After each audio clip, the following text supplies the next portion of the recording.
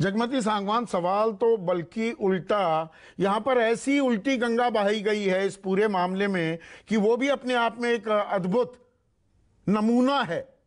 हमारे देश में हम किस तरह से खबरों को कवर भी करते हैं। जो आरोप लगाने वाली, हमारी देश का मान सम्मान बढ़ाने वाली महिला पहलवान थी, सारे सवाल उन्हीं से पूछे गए। उसमें क्षेत्रवाद से लेकर जातिवाद से लेकर राजनीति, तमाम बातें आ गई।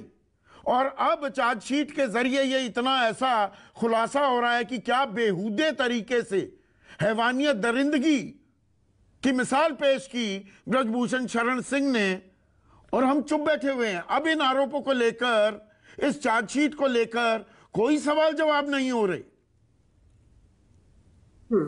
अभी 18 जुलाई को समन किया है ब्रिजभूषण को लोअर कोर्ट ने, जहां पे चार्जशीट दाखिल की गई है। लेकिन मैं ये कहना चाहती हूँ कि इस मामले के अंदर शुरू से लेकर जो प्रधानमंत्री हैं देश के, उनको भी एफआईआर में ये लिखा हुआ है कि प्रधानमंत्री जी को लड़कियों ने, हमारी ओलंपियंस ने ये बताया था कि उनके साथ क्या क्या हो रहा है वहां पे, और उन्होंने कहा था कि स्पोर्ट्स मिनिस्ट्री से आपके पास फोन कॉल आएगी। आज तक वो फोन कॉल नहीं आई है।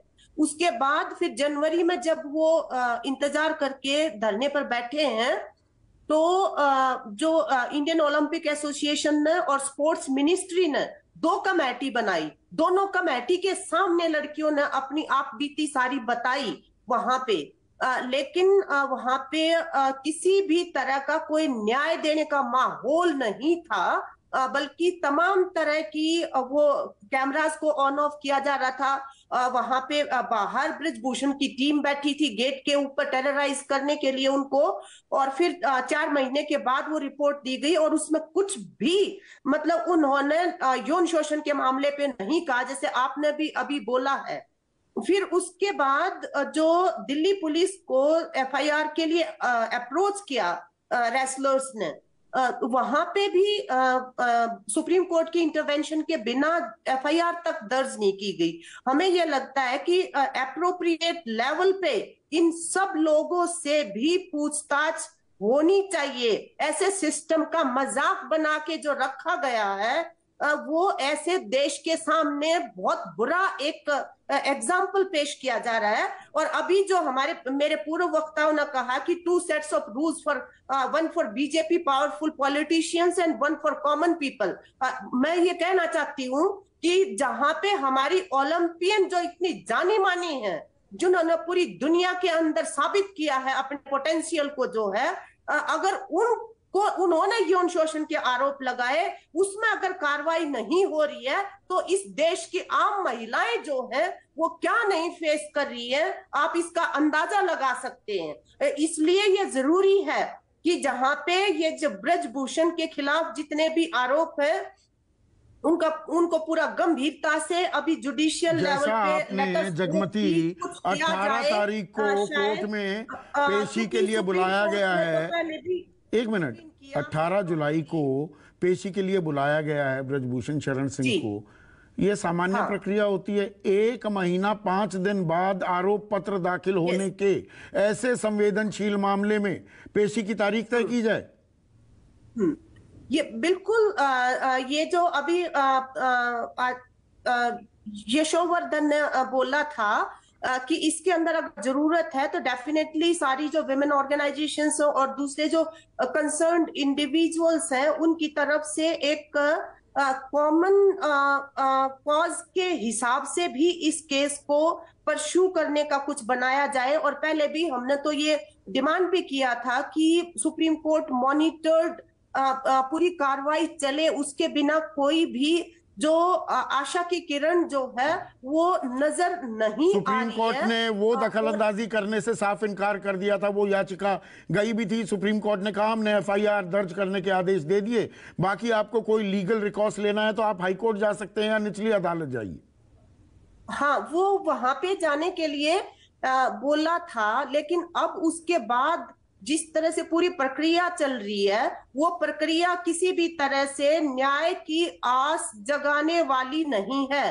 चाहे वो पॉक्सो का मामला जिस तरह से हैंडल किया गया है, या अभी इसमें अभी एक अच्छी बात यह है कि जो पहलवान है उनके अलावा 15 जो विटनेसेस हैं वो भी आगे आए हैं बोलने के लिए। उसमें ऑफिशियल्स, उसमें उसमें ट्रेनर्स, रेफरी हैं, उसमें कोच हैं, उसमें साथी पहलवान हैं, फिजियोथेरेपिस्ट भी हैं। हाँ। और वो हम ये समझते हैं कि वो जो लोग हैं वो बहुत ही अपनी कमिटमेंट के लिए जाने जाने वाले लोग हैं जो आगे आए हैं बोलने के लिए।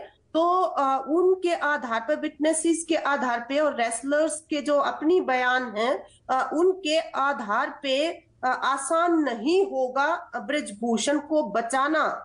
क्योंकि जिस तरह की धाराएं लगी हुई है, 5 साल की सजा से अगर अभी भी ब्रजभूषण को बचाया जाता है जुडिशियल लेवल पे, तो ये हमारे देश की पूरी न्याय प्रक्रिया के लिए और पूरा जो सरकारें जो दावे करके आती है कि बहुत हुए महिलाओं पर अत्याचार, अब लाओ फलां सरकार, बीजेपी सरकार, ये उनके लिए जो है एक बहुत बड़ा सवालिया निशान नहीं, इस ये देश एक के अंदर चुनौती है खड़ा होगा हमारी कि न्यायिक आपकी व्यवस्था कमिटमेंट का लेवल के सामने भी, और न्यायिक व्यवस्था पर हमारी पूरी आस्था है।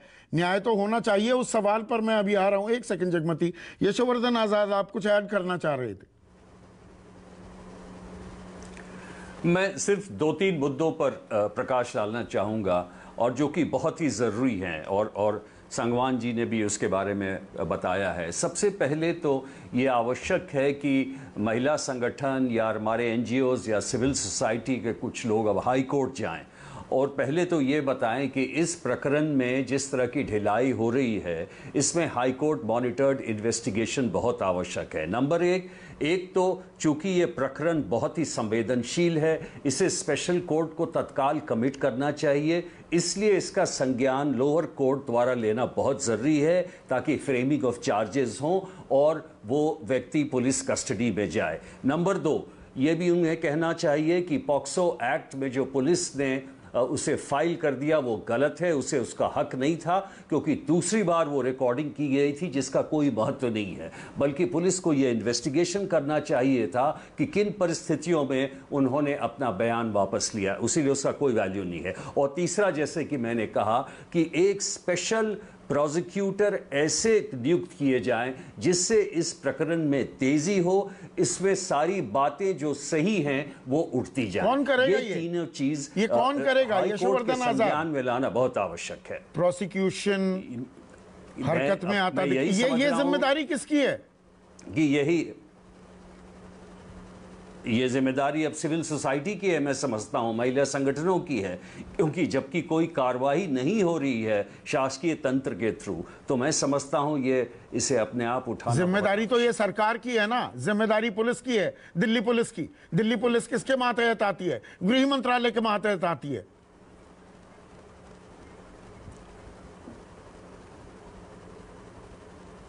यशोवर्धन आजाद, ये तो सीधा है ना। सिविल सोसाइटी ही हर चीज का ठेका क्यों लेगी? सरकार को चुनते किस लिए हैं हम? नहीं, ये आप बिल्कुल सही कह रहे हैं। और चूंकि मैंने कहा कि इस प्रकरण में ये होना चाहिए और ऐसी आशा नहीं लग रही है हमें कि ये किया जाएगा, तो मैं समझता हूं कि महिलाओं की सुरक्षा को देख के, इस प्रकरण के संवेदनशीलता को देख के हमें आना पड़ेगा। नहीं, सरकारें भी इकबाल, सोसाइटी को आना पड़ेगा। सरकारें इकबाल पर चलती हैं संजय पारिक, न्यायिक व्यवस्था भी इकबाल पर चलती है। फरियादी जब अदालत में जाता है वो न्यायाधीश को साक्षात भगवान मानकर चलता है कि वो मुझे इंसाफ देंगे, सत्यमेव जयते होगा। तो यहां सबसे बड़ा सवाल अब ये हो जाता है, क्या इन महिला पहलवानों को इंसाफ मिलेगा? देखिए, यशोवर्धन जी ने बहुत सारे अपने पॉइंट्स बताए, मैं उनसे सहमत हूँ, लेकिन उसमें कुछ मैं ऐड करना चाहता हूँ। वो ये कि अगर कोई पिटीशन फाइल होती है हाई कोर्ट के अंदर, जिसे हम पब्लिक इंटरेस्ट में बोलते हैं, या जो एग्रीव्ड वो हैं, विक्टिम्स हैं, वो फाइल करती हैं, तो उसमें हाई कोर्ट के अंदर उनको ये बोलना चाहिए कि एक स्पेशल प्रोसिक्यूटर आप इसके अंदर अपॉइंट करें, उसके अलावा स्पेशल कोर्ट में करें, और एक समय परिधि के अंदर इसका सारा ट्रायल कंप्लीट होना चाहिए।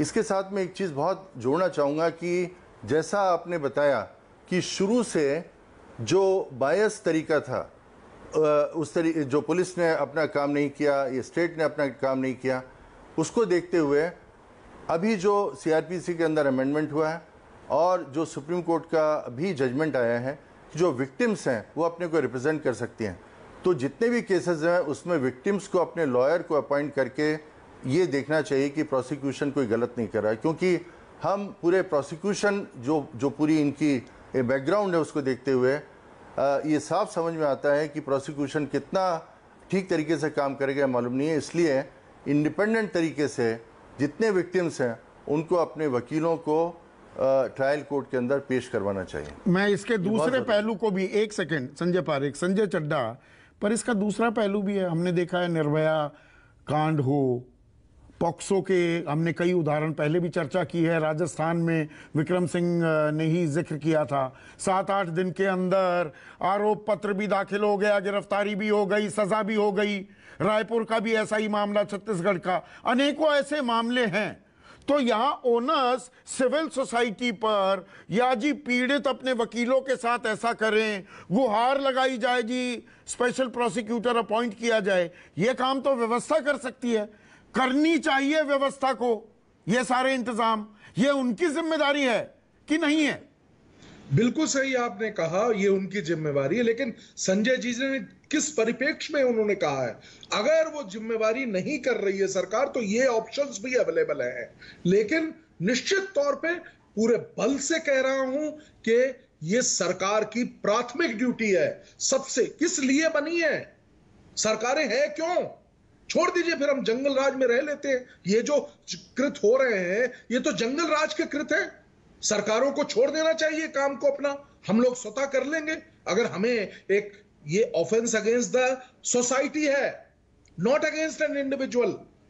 अवश्य है इंडिविजुअल एक परेशान हुआ, इंडिविजुअल दुखी हुआ, लेकिन क्यों क्रिमिनल ऑफेंसेस को ऑफेंस अगेंस्ट द सोसाइटी माना जाता है, राज्य के अगेंस्ट क्यों ऑफेंस माना जाता है? उसका कारण यही है, राज्य फाइट करता है। अब ये व्यवस्था बनाई गई है कि अगर कोई कंप्लेनेंट है वो भी उसमें अपना कंट्रीब्यूशन करना चाहता है। नहीं, यहाँ पर हमने ये होते देखा ना जगमती कि महिला पहलवानों को सत्यता स्थापित करने के लिए मजबूर करते दिखाई दिए। हमारी व्यवस्था भी, नेता भी, हमारा मीडिया भी फूट फूट कर रो रही है पीड़ित, मेडल बहाने के लिए मजबूर हो रही है पीड़ित।